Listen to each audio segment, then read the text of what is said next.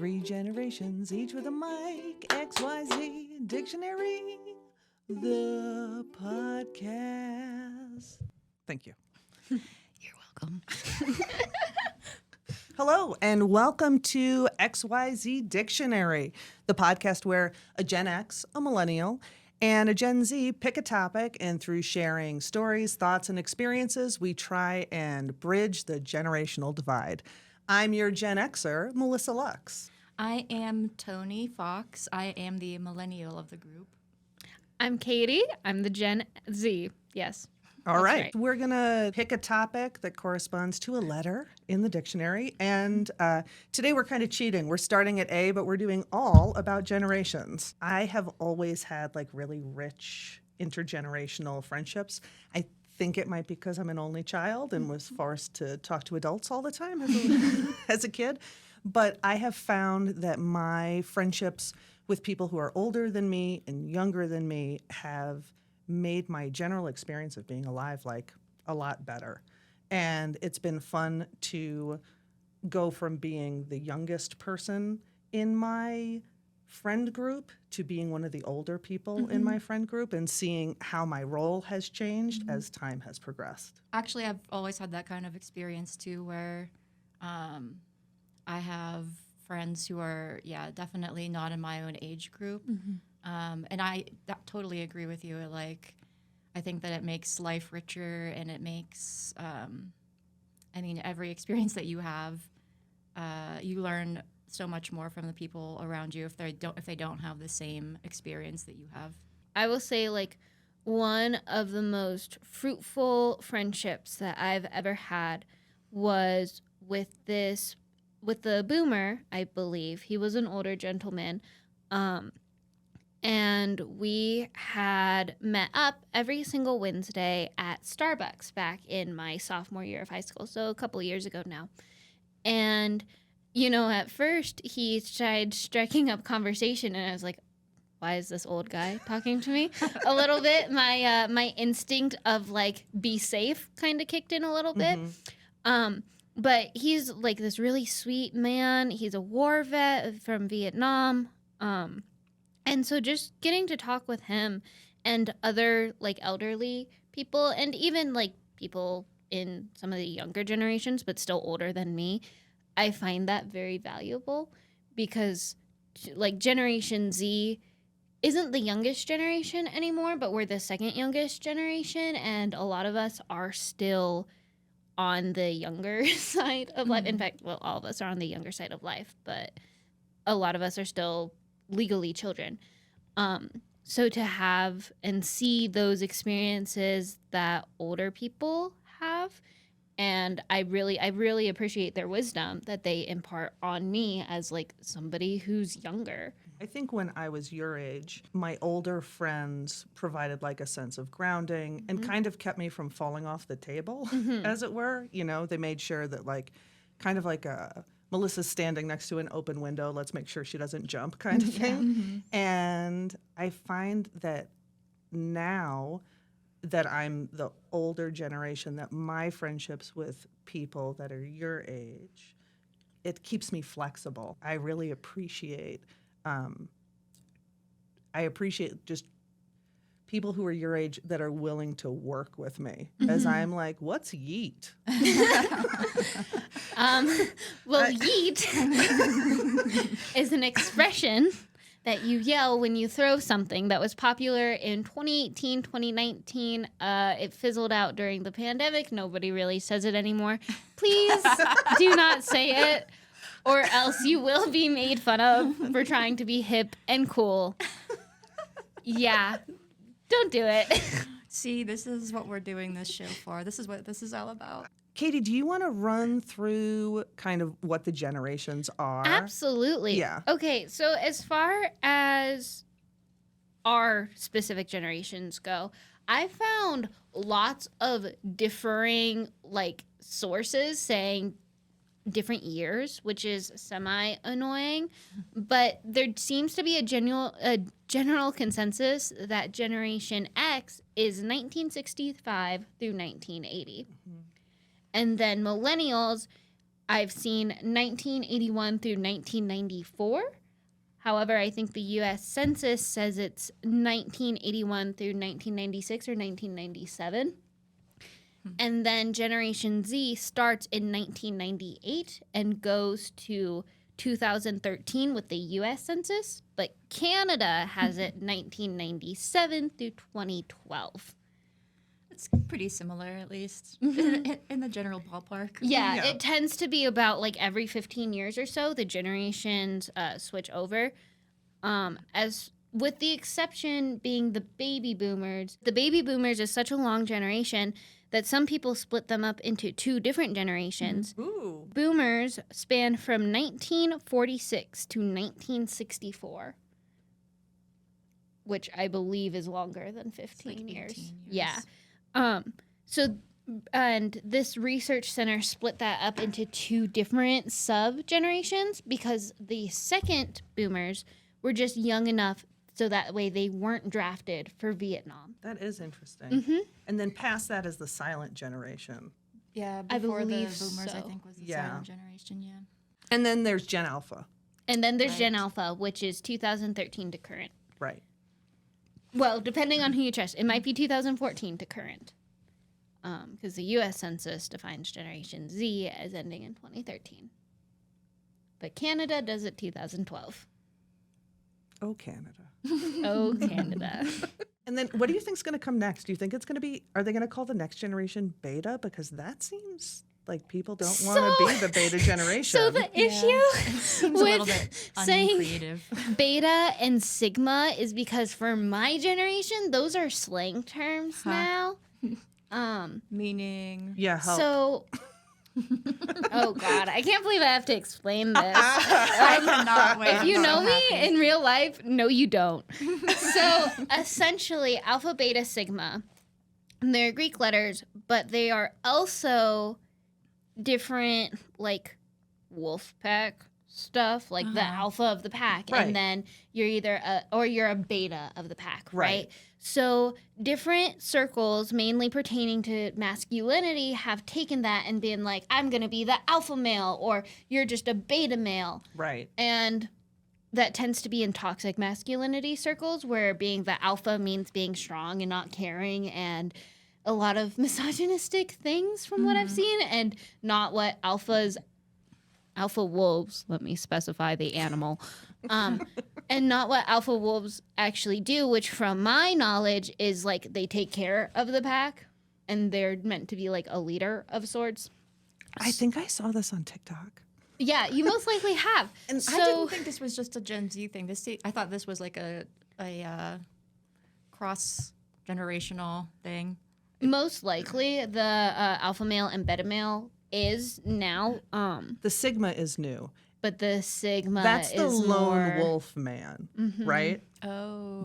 Yeah. I haven't heard that one. Yeah, the Sigma is like the lone wolf male. So like where the alpha is at the top, he's very interested in the hierarchy of the pack. Right. But the Sigma is just like his own man. So if you're a sigma male, then you don't believe in the matrix and red pill and blue pill, and it gets into more conspiracies and often misogyny and toxic masculinity and things like that.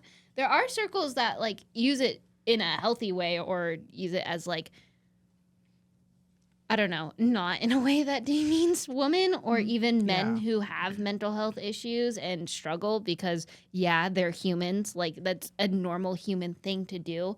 Let men cry, please.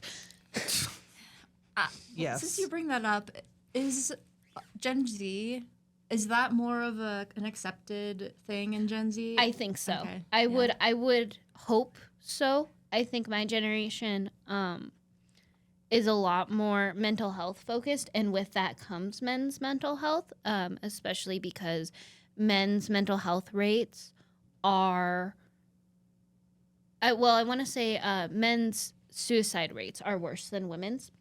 And so it's a big deal, and it's an issue, and it's something that needs to be fixed, and they should not have this mindset that they're not allowed to feel regular human emotions, because that's okay. Like, it's okay. And I think that my generation started thinking that way maybe when I was in like my 20s. Mm-hmm. So like whenever I was still a kid and a teenager, it was still like boys shouldn't cry and Right. yeah, Be a man. Yeah. Mm-hmm. Toughen up and that kind of thing. But yeah. I would say also what contributes it to my generation, looking from it on like the woman side of things, as weird as that sounds, is that we appreciate men who show their emotions in a healthy way because we have been brought up in a semi-post Me Too movement world and have been told, you know, anger, uncontrollable anger, anger's natural, uncontrollable anger, and abuse can often go hand in hand, and uncontrollable anger can often be a red flag. So to us to see somebody who is not afraid to cry, that is not afraid to have that joy, that is not afraid to say, hi, I'm struggling, that to us is a signal that they're not letting this build up, and that is a healthy mindset. So that's somebody that we want to be friends with, we want to be with, right? Like I always consider that a green flag.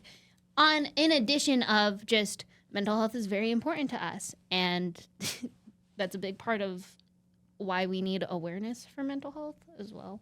For sure. And we're like getting into a whole other episode about mental health here. We are. But We should save that for the mental health okay. week. Yes. Oh, I'll have more to say on mental health. Absolutely. I always have more to say on mental health.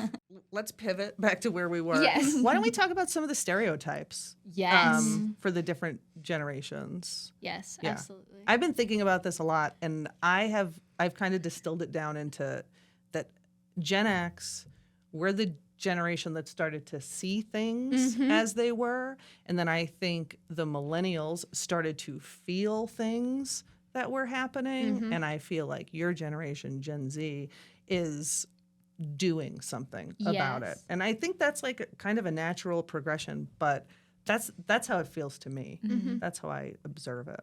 Yeah, I think that my generation, I feel like I very much fit in well with like a Gen Z stereotype. Yeah. You know, I kind of walk the walk and talk the talk. So for me, this generation, I mean, I've been involved in activism and social issues pretty much since I was 14 and in quarantine. With the Black Lives Matter protests when those went mainstream, that was kind of the first time that I really saw what activism really looked like. And that's young to get into stuff like that. And unfortunately, I couldn't do as much as I could because we were still in the pandemic and, you know, all this other stuff that restricts a 14-year-old. But, you know, I think that our generation or my generation were kind of like, okay, this is the world that we're going to be left with. And is this the world we want to bring up children in? And for a lot of us, that answer is no, for a plethora of reasons. I know we'll talk about climate change in a later episode, but I know like that's a huge concern of my generation is like, well, what's the point of having kids if the earth is going to turn into a little fireball in 50 years, right? Like, Agree. so I think that we've been stuck with this. So let's try and fix it no matter how much, like as much as we can. And I think that's why we're kind of starting earlier than some of the other generations have potentially. I mean, I feel like my generation, I don't know, I feel like we were getting into activism at the same time period as you guys were.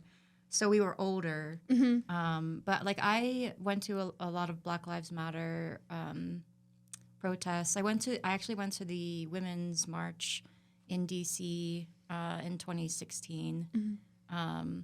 And yeah, like I donate money to different like organizations that do things that matter to me.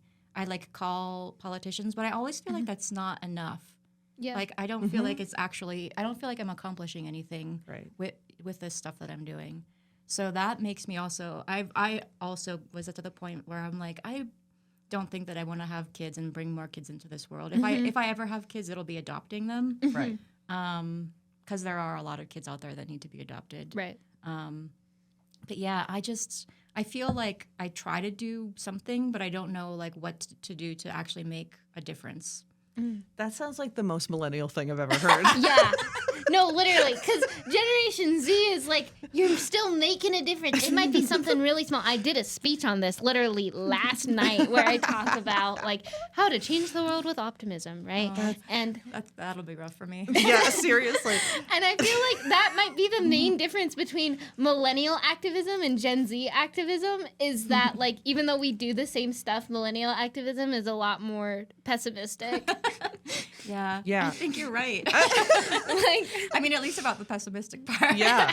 I think that millennials get a bad rap too. yeah. I always remember, you know, I was a teacher for a long time, so I taught exclusively millennials.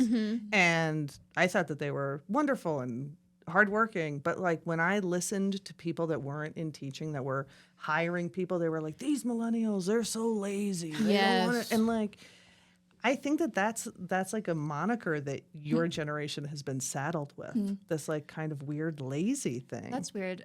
I definitely work harder than a lot of people that I know. I know. Yeah. I know. I think that it's an unfair label. Well, and what I wonder if it is because millennials have been hit with it for a long time, that it's become a moniker of their generation. I've started to see some older Gen Z people get hit with that moniker of lazy too.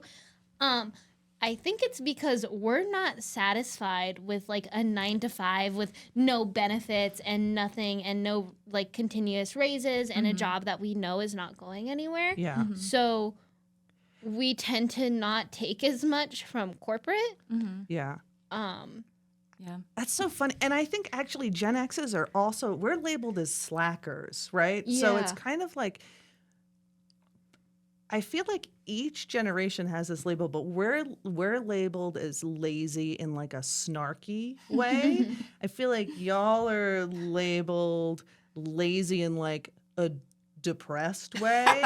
And I think you're lazy. labeled lazy in like a difficult way. We're People think labeled Gen uppity Z. way. Yeah. Yeah, I would argue even in a privileged way. Like I've seen a lot of people say Gen Z is so lazy because their parents are so hardworking, you know, they don't know. And Gen Alpha, these children are being hit with that already too because they're kind of groaning. We'll talk about iPad kids, I'm sure. I remember a boomer wrote an article saying that if millennials would just stop buying avocado toast, they could afford to buy houses. And then there was somebody wrote a very well educated response to that, talking about how boomers are just living a lot longer and keeping their houses, so millennials can't actually afford houses. Not to mention inflation and the housing market right Yeah. now. all of this stuff. Yeah. Yeah. But I feel like that mindset from boomers is actually I feel like boomers are the ones who are saying that like the younger generations are lazy. For Oh, sure. for sure. For sure. Boomers are brought up, you know, post World War II. That's like Cold War in this constant state of paranoia. Like that can't be very good, right? I think they have a lot of the real men don't shed tears. Oh, They for still have sure. a lot of Yes. the gender norms very like in that generation. So it's almost like that's another, I think, generational difference is that they just don't understand that, well, millennials don't buy avocado toast and iced coffee because they don't want a house. They buy avocado toast and iced coffee because it's yummy and makes them feel good and it's a little treat. And there's Because no I'm- houses anyway. Because I'm never going to be able to afford to buy a house anyway. Exactly. We should rewrite like the Baba Yaga myth, like the I love Baba Yaga. right, but she lives instead of like a gingerbread house, she lives in like an avocado toast house. With chicken feet. Yeah, Nice. yeah, totally. That would absolutely trap all of the millennials.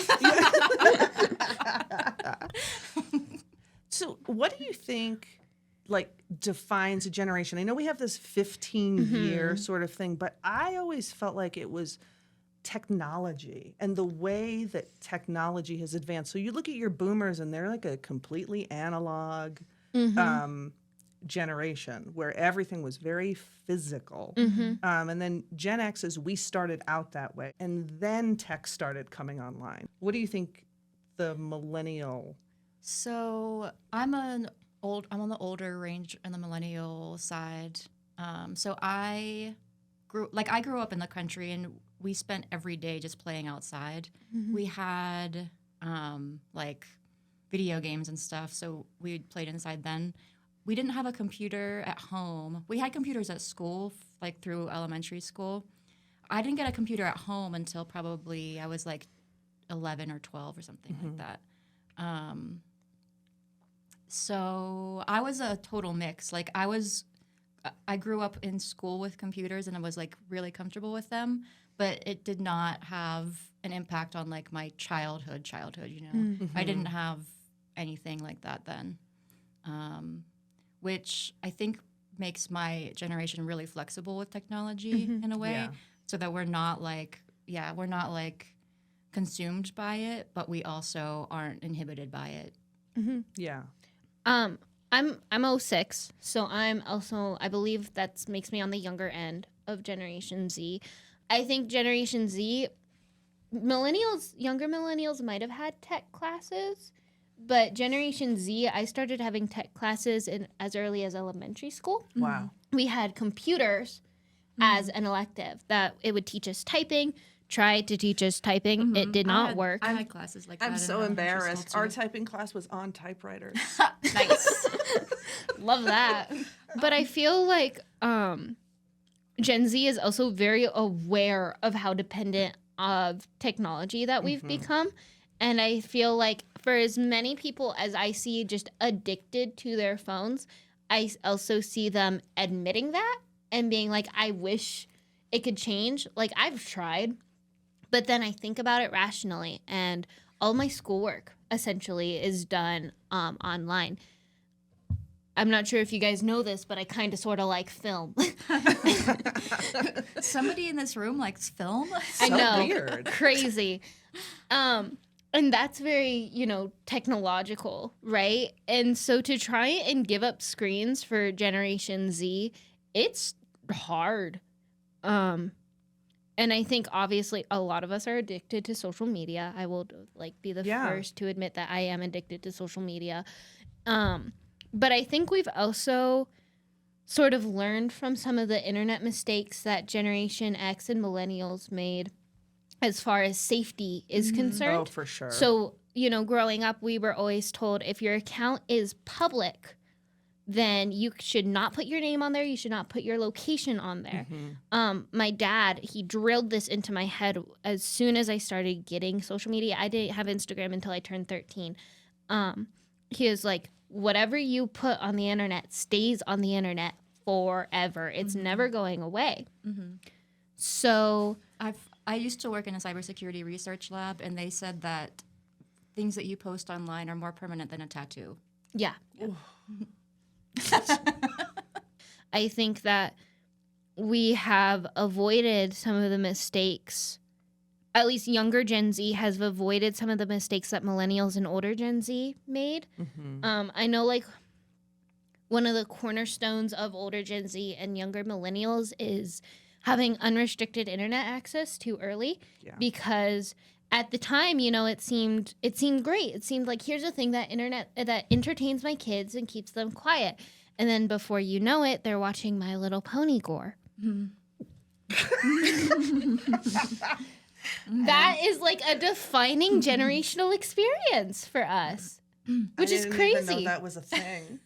Well, because it's this fun little kid show that you grew up, and so you see this on YouTube, and all the thumbnails are very innocent looking, and this is still early days of YouTube, right? So they're not really restricting what's on their platform yet, and yeah, there's some scarring things out there. I think I'm gonna be watching My Little Pony gore tonight. I just, it's like I have to know. I'm so sorry for what I'm about to impart on you. Seriously, I'm from the Charlie the Unicorn generation. I love that. I have- Do you know Charlie the Unicorn? I don't know, but I've heard of Charlie My the freaking Unicorn. kidneys. And that's a millennial thing. I learned that from my students. Yeah, when I was teaching, the millennials brought me Charlie Candy the Mountain, Unicorn. Charlie. It's Candy Mountain. Charlie. Charlie. See, that I do know. This is your homework. We remember. That's the Charlie the Unicorn. Yeah. It's too good. I think we're coming close to time. Did we get through all the topics you wanted to get through? I mean, more like we didn't do the of the week, which is, but I think we can do it quick. Yeah. I've got one. Okay. So the of the week is like, we're going to bring something that we just don't understand about another generation. And I'm pointing my at the Gen Z. I don't understand your heart hands. Well, I can't even do that. Why wouldn't you do this? Okay. What's wrong so with I this? think with this is that to me, this doesn't really look like a heart. Are you looking at it? I mean, I don't know. It looks like a heart, but not as much as this does to me. I can't even do Okay. that. So yes, you can. I need an instructional. Sorry for hitting the mic. Okay. So you want to take your middle finger and Yeah. you just want to put it down. Yeah. And then you want to take your pointer finger Yeah. and you just want to curve it. Yeah. You What take- about these fingers? You take them and you just go like this. They can't do it. And then Do you it go for like the camera, this. Melissa.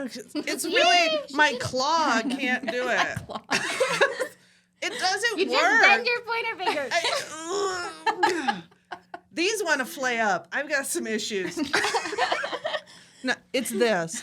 I think Gen Z just thinks it looks cute, and it's our heart, and we're very protective of it. It's also something that you can do pretty quick because this on its own doesn't really look like a heart. But that's so I can do it with you. Well, I know, but this you see this, and you know that that's half of a heart. That looks like the start of a gang sign to me. You know what it looks like? Red rum. Tony. Come and play with us, Daddy. I'm happy about the direction this went. Me Yes. too. Me Yes.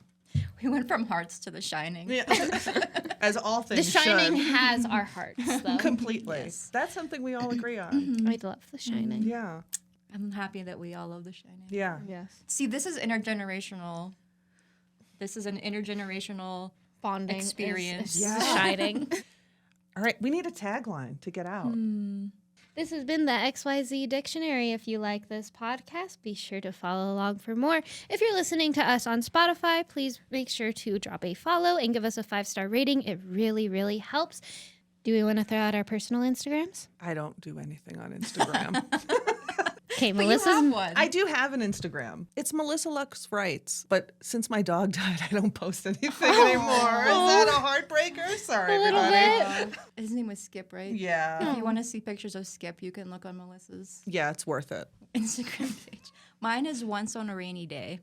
That's a good name. I like that. Yeah. Mine is cj.film.s. Nice. All right. Well, thanks for joining us. Thanks, everyone.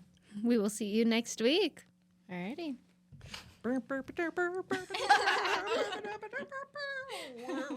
I just threw in some of my